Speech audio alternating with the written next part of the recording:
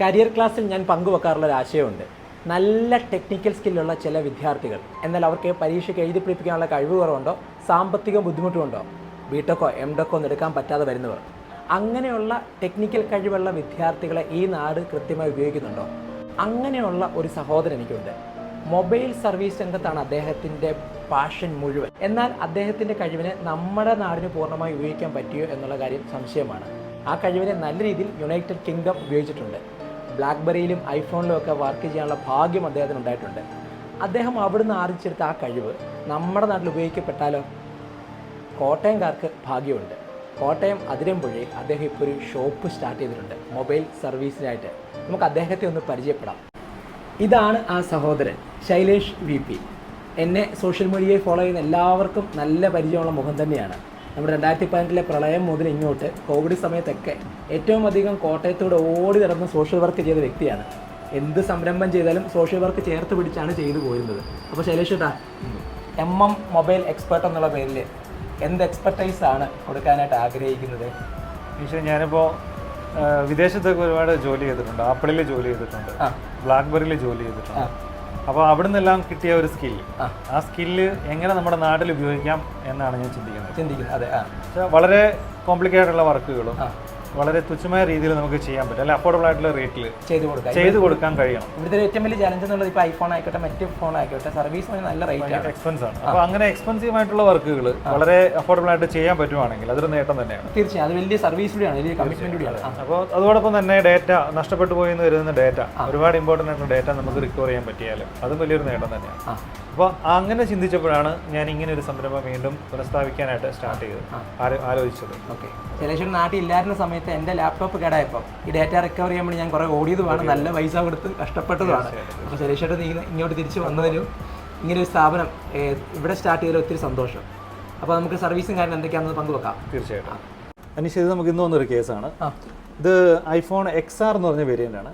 ഇത് ഉപയോഗിച്ചുകൊണ്ടിരിക്കുന്ന സമയത്ത് അദ്ദേഹത്തിന്റെ കയ്യിൽ നിന്ന് വഴിയിൽ വീണ് പുറകെ ഒരു വണ്ടി വന്ന് കയറി ഡാമേജ് ആയതാണ്. വണ്ടി കയറി പോയതാണ്. അപ്പോൾ സംഭവിച്ചത് പുള്ളി കോട്ടയത്തുള്ള പല സർവീസ് സെന്ററിലും കൊടുത്തു. ഇതിപ്പോൾ നിലവിലെ ഡെഡ് കണ്ടീഷനാണ്, മദർ ബോർഡ് ഡെഡ് ആണ്, ഫുള്ള് ഡാമേജ് ആയിപ്പോയി.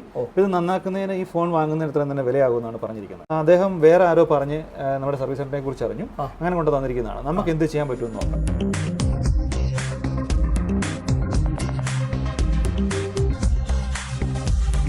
ഇത് കണ്ടോ, ഇതിനകത്ത് ഇവിടെ ഇത് കവർ ചെയ്ത് ഷീൽഡിങ് ഉള്ളതാണ്. ഇത് ഇപ്പോൾ തേർഡ് പാർട്ടി എവിടെയോ അഴിച്ചിട്ടുണ്ട്, അതുകൊണ്ടാണ് ഇത് ഷീൽഡിങ് തന്നെ അവർ മറന്നു പോയിട്ടുണ്ട്. ഷീൽഡിങ് ഇല്ലാതെയാണ്, അത് പ്രോപ്പർ വെയിൽ അല്ലാണ്ട് ഇത് അഴിച്ചിട്ടുണ്ട് എവിടെയോ, നമുക്കിത് കാണുമ്പോൾ അറിയാൻ പറ്റും. ഇതാണ് ഇതിൻ്റെ മദർ ബോർഡ്. അപ്പോൾ നമ്മളിതിൻ്റെ ഫോൾട്ട് ആയിട്ടുള്ള ഭാഗങ്ങൾ നമ്മൾ മൈക്രോസ്കോപ്പ് വഴി ചെക്ക് ചെയ്യുകയാണ്. അപ്പോൾ ഇതാണ്, നമുക്കിത് ലൈവ് വ്യൂ ആണ്. അപ്പോൾ നമുക്കിതിൽ വലുതായിട്ട് കാണാൻ പറ്റും. അനീഷ് കാണാൻ പറ്റുന്നില്ലേ? ഓക്കെ. അപ്പോൾ ഇതുപോലെ ഇതിൻ്റെ കൃത്യമായിട്ട് ഫോൾട്ട് എവിടെയാണെന്നുള്ളത് നമ്മൾ പുറത്ത് നമ്മുടെ ഡിസ്പ്ലേയിൽ കസ്റ്റമർക്ക് കാണാൻ പറ്റും. നമ്മൾ ലൈവായിട്ടത് പ്രൊവൈഡ് ചെയ്യുന്നുണ്ട്. നമ്മുടെ പുറത്തുള്ള ഡിസ്പ്ലേയിൽ നമുക്ക് ഇതിൻ്റെ വിഷ്വൽസ്, അപ്പോൾ ഏത് ഭാഗത്ത് എന്താണ് തകരാറെന്നുള്ളത് നമ്മൾ ഡയഗ്നോസിസ് ചെയ്യുന്ന ഉൾപ്പെടെയുള്ള വിഷ്വൽസ് പുറത്ത് നമ്മൾ ഡിസ്പ്ലേ ചെയ്യുന്നുണ്ട് കസ്റ്റമർക്ക് വേണ്ടിയിട്ട്. നേരിട്ട് കണ്ട് മനസ്സിലാക്കാനുള്ള അവസരമുണ്ട്. അപ്പോൾ ഇതിന് നമ്മൾ ഫോൾട്ട് ഫൈൻഡ് ചെയ്തിട്ടുണ്ട്. ഇതിൻ്റെ പ്രൈമറി ഏരിയ ഷോർട്ടിംഗ് ആണ്, അതുകൊണ്ടാണ് ഇത് ഓൺ ആകാതിരിക്കുന്നത്. അപ്പം ഇത് ഷോർട്ടിംഗ് ആയിട്ടാണ് കാണിക്കുന്നത് പ്രൈമറി ഏരിയ. നമ്മൾ ഇതിൻ്റെ ലൈൻസ് ചെക്ക് ചെയ്യുകയാണ്, ഇത് എവിടെയാണ് ഷോർട്ടിംഗ് എന്നുള്ളത്. പ്രൈമറി ഏരിയയിലാണ് ഷോർട്ടിങ്. ഇത് നമ്മൾ അതിൻ്റെ സർക്യൂട്ടാണ്, ഫുള്ള് സ്കീമാറ്റിക്സ് നമ്മുടെ കയ്യിലുണ്ട്, നമ്മളത് വെച്ച് ചെയ്തുകൊണ്ടിരിക്കുകയാണ്. ഫോൾട്ട് ഫൈൻഡ് ചെയ്യാനായിട്ട് നമ്മളിതാണ് യൂസ് ചെയ്തുകൊണ്ടിരിക്കുന്നത്. ഓക്കെ, ഇത് ഷോർട്ടാണ് ആക്ച്വലി. അപ്പോൾ ഇത് ഷോർട്ട് കില്ലർ എന്ന് പറഞ്ഞ മെഷീനാണ്. നമ്മൾ ഇത് വെച്ച് ഇതിൻ്റെ ഷോർട്ട് റിമൂവ് ചെയ്യാൻ പോവുകയാണ്. ഒന്ന് ഓൺ ചെയ്ത് നോക്കാൻ പോവുകയാണ്. ഡിസ്പ്ലേ എല്ലാം പൊട്ടി തകർന്നിരിക്കുകയാണ് കേട്ടോ. നോക്കാം എന്താണ് അവസ്ഥ. അതാ അപ്പോൾ നമ്മുടെ ഐഫോൺ ഇതാ ഓണായിട്ടുണ്ട്. ഈ ഒരു സർവീസിന് എത്രയാണ് ചാർജ് ചെയ്യുന്നത്? ഇതിപ്പോൾ നമ്മൾ ഡേറ്റ എടുക്കുക എന്നുള്ള ആ ജോലി മാത്രമേ ചെയ്തത്. അപ്പോൾ ഇത് നമുക്കൊരു 1000-1500 ചെയ്യാൻ പറ്റും. ഇനി അതല്ല, നമുക്കിത് ഇതിൻ്റെ ബോഡി എല്ലാം മാറ്റി പുതിയതുപോലെ ആക്കണമെങ്കിൽ ഇതിന് അങ്ങേറ്റം പോയി ഒരു 5000 രൂപ, 5000 രൂപ താഴെ നമുക്ക് ചെയ്യാൻ പറ്റും. അതിനാണ് ഇവർ പല പ്രമുഖ സർവീസ് സെൻ്ററുകളും ഈ ഫോണിൻ്റെ വിലയാകും അത്ര 90% റേറ്റ് ആകും എന്നൊക്കെ പറഞ്ഞിരിക്കുന്നത്. അപ്പോൾ 5000 രൂപ താഴെ നമ്മൾ ഇതിൻ്റെ ഡിസ്പ്ലേയും മാറ്റി ബാക്ക് ഗ്ലാസും മാറ്റി ഈ കംപ്ലൈൻറ്റ് തീർത്ത് നമുക്ക് കൊടുക്കാൻ പറ്റും, കംപ്ലീറ്റ് ആയിട്ട് കൊടുക്കാം. തീർച്ചയായും. നമ്മുടെ നാട്ടിൽ ഐഫോൺ സംബന്ധമായി എന്തൊക്കെ സർവീസാണ് കൊടുക്കാൻ ഉദ്ദേശിക്കുന്നത്? നമുക്കിപ്പോൾ ആപ്പിളിൻ്റെ പ്രൊഡക്ട്സ് എന്ന് പറയുമ്പോൾ ഐഫോണിൻ്റെ ബാറ്ററി ഹെൽത്ത് ഇഷ്യൂ അത് എല്ലാവരും ഫേസ് ചെയ്യുന്ന വലിയ പ്രോബ്ലമാണ്. ബാറ്ററി ഹെൽത്ത് ഇഷ്യൂ നമുക്ക് സോൾവ് ചെയ്യാൻ പറ്റും. അതുപോലെ തന്നെ ബാറ്ററി ചേഞ്ചുകൾ, അതുപോലെ ഫേസ് ഐ ഡിയുടെ program. Face ID program ചെയ്യുന്ന പ്രത്യേക ടൂൾസ് വെച്ചിട്ടാണ്. അപ്പോൾ ഫേസ് ഐ ഡി പ്രോഗ്രാം ചെയ്യാനുള്ള എക്യുപ്മെന്റ്സ് നമ്മുടെ കയ്യിലുണ്ട്. അതുപോലെ ചിപ്പ് ലെവൽ എന്താണെങ്കിലും ആപ്പിളിൻ്റെ എന്ത് കേസിലും ചിപ്പ് ലെവൽ സർവീസിങ്ങുള്ള എക്യുപ്മെന്റ്സ് നമ്മുടെ കയ്യിലുണ്ട്. നെറ്റ്വർക്ക് ഇഷ്യൂസ്, അതുപോലെ തന്നെ iCloud എററുകൾ, ഇങ്ങനെയുള്ള പ്രശ്നങ്ങളെല്ലാം നമുക്ക് സോൾവ് ചെയ്യാൻ പറ്റും. അതുപോലെ തന്നെ വിദേശത്ത് കൊണ്ടിരുന്ന ഫോണുകളുടെ അൺലോക്കിങ്, അങ്ങനെ ആപ്പിളിൻ്റെ എല്ലാവിധ അൺലോക്ക് ചെയ്യാൻ പറ്റും. എല്ലാത്തിൻ്റെ എന്ത് സർവീസ് ആണെങ്കിലും നമുക്ക് ആപ്പിൾ ഇവിടെ അവൈലബിൾ ആണ്. സെക്കൻഡ്സ് ഫോണുകൾ ചെയ്യുന്നുണ്ട്. സെക്കൻഡ്സ് ഫോൺ എന്ന് പറഞ്ഞാൽ നമുക്ക് ആപ്പിളിൻ്റെ ഫോണുകളുണ്ട്. ആപ്പിളിൻ്റെയൊക്കെ ഫോണുകൾ വളരെ ചീപ്പായിട്ട് കേട്ടോ. iPhone 6s ഒക്കെ നമുക്ക് 4800 രൂപ വരുന്നുള്ളൂ. അതുപോലെ തന്നെ 7 ഒക്കെ ആണെങ്കിൽ 256 GB 7800 ഉള്ളൂ. നല്ല അത്യാവശ്യം ക്വാളിറ്റിയുള്ള പ്രൊഡക്ട്സ് ആണ്, അത്യാവശ്യം ക്വാളിറ്റിയുള്ള ഫോണുകളാണ്. അപ്പോൾ തീരെ റിപ്പയർ ചെയ്യാൻ പറ്റാത്ത കേസിൽ ഞങ്ങൾ അതിലെ ഡേറ്റ എല്ലാം ഇതിലോട്ട് മാറ്റി ഇങ്ങനെ കൊടുക്കുന്നുണ്ട്. യൂസ്ഡ് ഫോൺസ് ഡേറ്റ ഇതിലോട്ട് മാറ്റിക്കൊണ്ട് നമുക്ക് കസ്റ്റമർക്ക് കൊടുക്കാൻ പറ്റും. അപ്പോൾ റിപ്പയർ ചെയ്യുന്നേക്കാളും അഫോർഡബിൾ ആയിട്ട് നമുക്ക് പുതിയ ഫോണിലേക്ക് ഡേറ്റ നഷ്ടപ്പെടാതെ തന്നെ ചേഞ്ച് ചെയ്യാൻ പറ്റും. മറ്റ് സർവീസുകൾ എന്ന് പറയുമ്പോൾ നമുക്കിപ്പോൾ മൾട്ടി ബ്രാൻഡ് എല്ലാ പ്രൊഡക്ട്സും നമ്മൾ സർവീസ് ചെയ്യുന്നുണ്ട്. ഏത് ഫോണാണെങ്കിലും ടാബ്ലറ്റ് ആണെങ്കിലും അതുപോലെ ലാപ്ടോപ്പ് ആണെങ്കിലും അതിൻ്റെ ഏത് ലെവലിലുള്ള നമുക്ക് എല്ലാം പാർട്സുകൾ അവൈലബിൾ ആണ്.